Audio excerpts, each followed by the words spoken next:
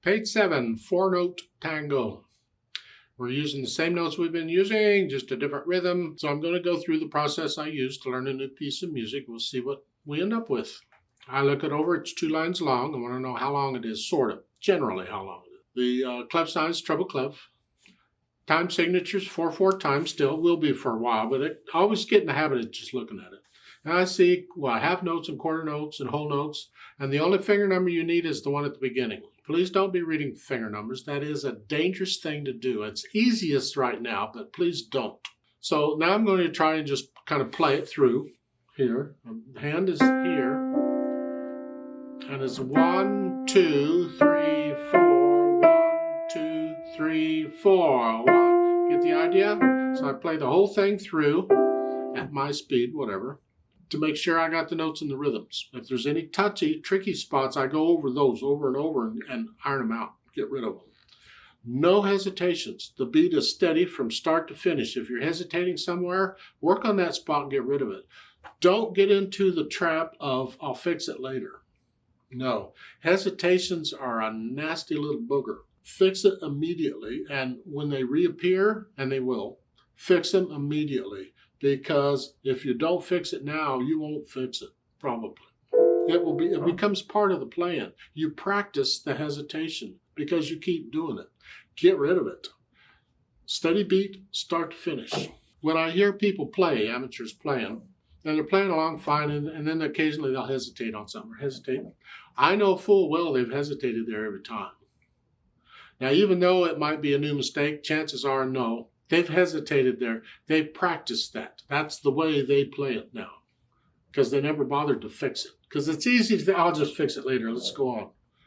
No, fix it immediately. No hesitations. Then I add the articulation. And here they don't give anything. There's no staccato. So I'm just going to connect everything.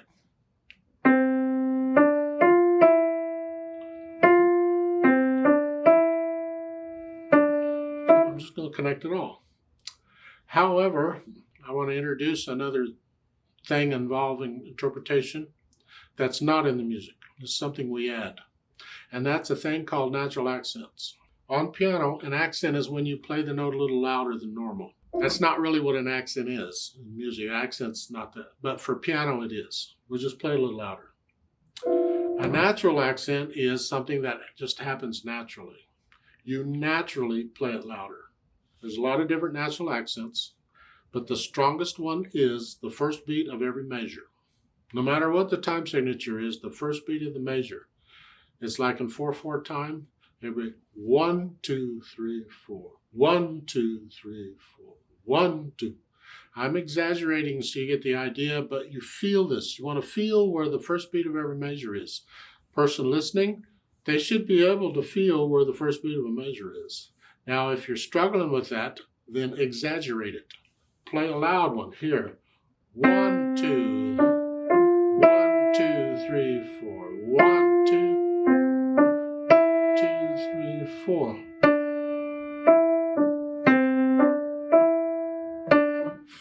Exaggerate it until you can feel it.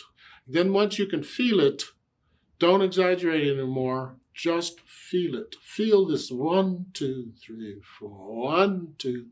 It'll come out in the music if you feel it. It'll be very slight, very subtle, but it'll be there, and the people listening will pick up. It adds a great deal to the music. It makes it much more musical when you can do the natural accents. So I'm going to start talking about that one. First beat of the measure.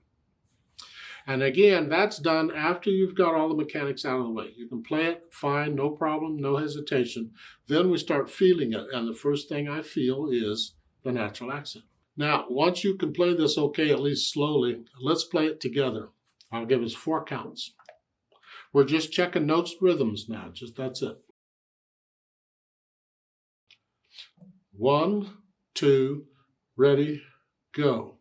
1, 2. 2, 3, 4. 2. 2, 3, 4. 2.